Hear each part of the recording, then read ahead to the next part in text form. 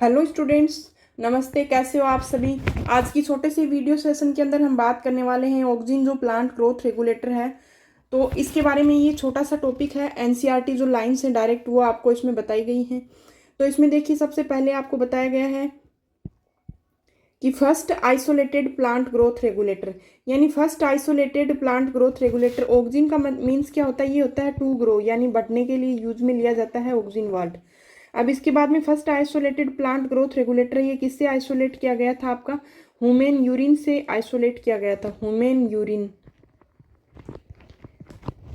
अब इसके बाद में इसमें दो फॉर्म्स होती हैं, एक तो होती है नेचुरल फॉर्म और एक होती है आपकी सिंथेटिक फेज। सिंथेटिक फॉर्म और नेचुरल फॉर्म। तो आपकी जो नेचुरल फॉर्म है वो तो है इंडोल एसिटिक एसिड और इंडोल ब्यूटायरिक एसिड। ये दोनों क्या है? नेचुरल ऑक्सिन्स होते हैं। इंडोल एसिटिक एसिड और इंडोल ब्यूटायरिक एसिड, ये दोनों क्या करते हैं? डायरेक्टली प्लांट से आइसोलेट किए जाते हैं। अब इसके बाद में बात करते हैं नैप्थेलिन एसिटिक एसिड और 2,4-डी डाइक्लोरोफिनॉक्सी एसिटिक एसिड, यानी नैप्थेलिन एसिटिक एसिड और 2,4-डी डाइक्लोरोफिनॉक्सी एसिटिक एसिड। ये क्या है? सिंथेटिक फॉर्म है, यानी ये नेचुरली अकर नहीं होती, ये आर्टिफिशियली लैब में बनाए जाते हैं। नेचुरल तो होते हैं दो, इंडोल एसिटिक एसिड और इंडोल ब्यूटारिक एसिड। और नेचुरली जो नहीं होते वो होते हैं सिंथेटिक फेज। ये कौन से होते हैं? नैप्थेलिन एसिटिक एसिड और 2,4 डाइक्लोरोफिनॉक्सी एसिड एसिटिक एसिड। अब इसके बाद में इसके शॉर्ट में आपको यूजेस दे रखे हैं, ये कहाँ पे यूज किया जाता है। तो इसमें रूट इनिशिएशन होता है ना, तो ये प्लांट प्रोपागेशन में रूट इनिशिएशन, यानी प्लांट प्रोपागेशन क्या होता है? जब आप कोई भी प्लांट का स्टेम है वो कट करते हो, कहीं से भी स्टेम कट करते हो, और स्टेम से क्या होती है? रूट इनिशिएट होती है। रूट इनिशिएट करने के लिए आप किससे कल्चर करोगे? उसको ऑक्सिन कल्चर करोगे। ऑक्सिन है उसका यूज करके आप उसमें रूट्स का इनिशिएशन है वो कर सकते हो। तो ये प्लांट प्रोपागेशन में यूज में आता है। अब इसके बाद होता है प्रमोट फ्लावरिंग इन पाइन एप्पल। तो ये आपका क्वेश्चन भी आ चुका है ये एग्जाम के अंदर। पाइन एप्पल के अंदर फ्लावरिंग को कौन प्रमोट करता है? तो आपका ऑक्सिन होता है। ये पाइन एप्पल के अंदर फ्लावरिंग को प्रमोट करता है, यानी फ्लावर्स हैं वो ज़्यादा आते हैं पाइन एप्पल के अंदर जब आप ऑक्सिन का यूज़ उसके ऊपर करोगे तो। अब नेक्स्ट है इसके बाद में prevent leaf and fruit drop at early stage, यानी ये अर्ली स्टेज में जो लीव्स और फ्रूट हैं वो कच्चे ही गिरने लग जाते हैं। तो इन मैच्योरिंग स्टेज के अंदर तो आप उस पर क्या करोगे? ऑक्सिन का स्प्रे करोगे, ऑक्सिन का ट्रीटमेंट आप उसको दोगे। अब इसके बाद में प्रमोट करेगा fruit and leaf abscission in maturing phase, यानी जब कुछ लीव्स होती हैं और कुछ फ्रूट्स होते हैं जो मैच्योर होने के बाद भी प्लांट से नहीं गिरते हैं, तो उसका एब्सेशन है वो किससे होगा? आपका ऑक्सिन से होगा। अब इसके बाद में प्रमोट होगा एपिकल डोमिनेंस। तो एपिकल डोमिनेंस इसमें होता क्या है, मैं पहले आपको क्लियर कर दूं। जैसे ये आपका प्लांट है,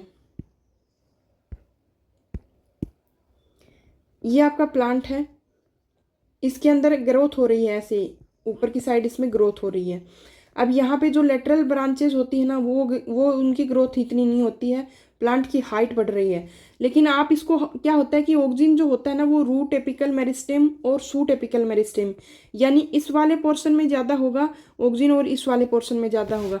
तो आप इसको यहाँ से रूट कट कर दोगे तब तो प्लांट मर जाएगा, लेकिन अगर आप शूट को यहाँ से कट कर देते हो तो जो लेटरल ब्रांचेज है ना वो गहरी और घनी हो जाती हैं, उनमें ब्रांचिंग हो जाती है, ऐसे उनमें ब्रांचिंग ज़्यादा हो जाती है, घनी हो जाती है। तो ये इसका क्या होता है? ये एपिकल डोमिनेंस का प्रोसेस ये होता है। और इसका यूज क्या होता है? तो इसका यूज कहाँ पे होता है? जब आप टी प्लांटिंग करते हो ना, टी प्लांटिंग और एक हेज मेकिंग, इन दोनों के अंदर क्या होता है? ऑक्सिन का यूज होता है। ये एपिकल डोमिनेंस को प्रमोट करता है। तो अब आप अगर इसका ऊपर से एपिकल पार्ट है वो हटा दोगे तो लेटरल पार्ट है वो ग्रोथ होने लग जाएगी। तो टी प्लांटिंग, यानी हम टी की क्या करते हैं, लीव्स हैं वो हमें ज़्यादा चाहिए तो हम उनके प्लांट्स को ऊपर से कट कर देंगे टी वाले प्लांट को, तो साइड वाले ब्रांचेज हैं ये ज़्यादा बनेंगे।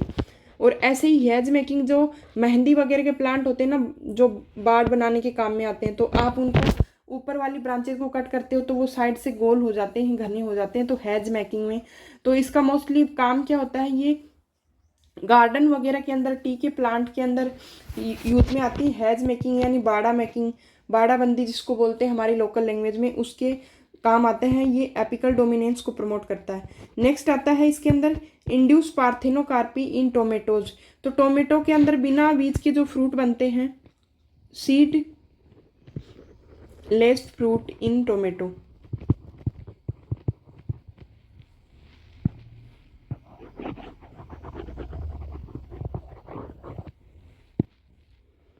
तो ये टोमेटो के अंदर क्या करेगा, सीडलेस फ्रूट्स हैं वो बनाएगा, सीडलेस फ्रूट्स।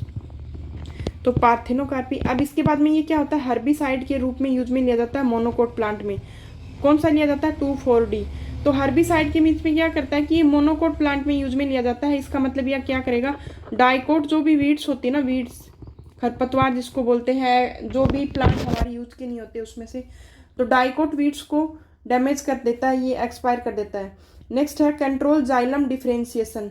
तो जाइलम डिफरेंशिएशन जो होता है जाइलम सेल्स के अंदर, एक बार अगर डिफरेंशिएशन किसको बोलते हैं कि जब आपकी जो सेल है वो डिवाइड हो जाती है, तो मैच्योर सेल है उनमें रीडिवाइडेशन का जो प्रोसेस होता है उसको डिफरेंशिएशन बोलते हैं। और ये डिफरेंशिएशन है जाइलम के अंदर, ये कौन कंट्रोल करता है, ये ऑक्जिन करता है। अब इसके बाद में ये सेल डिवीजन को प्रमोट करेगा और सेल इलोंगेशन को, यानी सेल्स हैं वो ज़्यादा बनेंगी और सेल्स हैं वो लेंथ में इलोंगेट होके भी बनेंगी। तो इसमें भी कौन सा हेल्प करता है, आपका ऑक्जिन हेल्प करता है।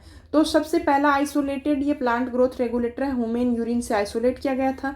इंडोल एसिटिक एसिड और इंडोल ब्यूटारिक एसिड ये हैं आपके नेचुरल ऑक्जिन, और नेप्थेलेन एसिटिक एसिड और 2,4-डाइक्लोरोफिनॉक्सी एसिड ये हैं आपके सिंथेटिक ऑक्जिन। दो टाइप के ऑक्जिन होते हैं, एक तो सिंथेटिक और एक आपके होते हैं नेचुरल। अब इसके बाद में इसका वर्क है वो भी आपको दे रखा है, इसके यूजेस दे रखे हैं। रूट इनिशिएशन करेगा प्लांट प्रोपागेशन में, यानी प्लांट टिश्यू कल्चर के अंदर आप स्टेम से रूट है वो इनिशिएट करोगे तो वो होगा रूट इनिशिएशन। इसके बाद फ्लावरिंग को प्रमोट करेगा, किसमें करेगा, पाइनएप्पल के अंदर। प्रिवेंट अर्ली स्टेज के अंदर लीफ और फ्रूट ड्रॉप हो जाते हैं उसको प्रिवेंट करेगा। और जो मैच्योर फ्रूट और लीफ होती हैं वो जब प्लांट से नहीं गिरती हैं तो उसको भी ये प्रमोट करेगा। एपिकल डोमिनेंस को प्रमोट करता है ये। और पार्थेनोकार्पी जो होती है सीडलेस फ्रूट बनाने की टोमेटो के अंदर, उसको भी प्रमोट करेगा। हर्बिसाइड के रूप में यूज में लिया जाता है 2,4-D इन मोनोकोट प्लांट। और ये मोस्टली कौन से, ये कहाँ पे यूज होता है, तो गार्डनर्स जो होते हैं, क्वेश्चन आ चुका है एग्जाम में, गार्डनर्स होते हैं ये गार्डनिंग में यूज में लेते हैं। तो ये मोनोकोट ग्रासेस जब लगाते हैं गार्डन के अंदर तो उसमें 2,4-D यूज में लेते हैं और डाइकोट वीड वहाँ से हट जाती है। जाइलम डिफरेंशिएशन करेगा और सेल डिवीजन और सेल इलोंगेशन के लिए रेस्पॉन्सिबल है। तो ये आपका ऑक्जिन का एक छोटा सा रिव्यू दे रखा है एनसीईआरटी का। अगर आपको अच्छा लगा हो ये तो प्लीज़ इसको लाइक करें। जो नए बच्चे चैनल से जुड़ रहे हैं चैनल को सब्सक्राइब करें।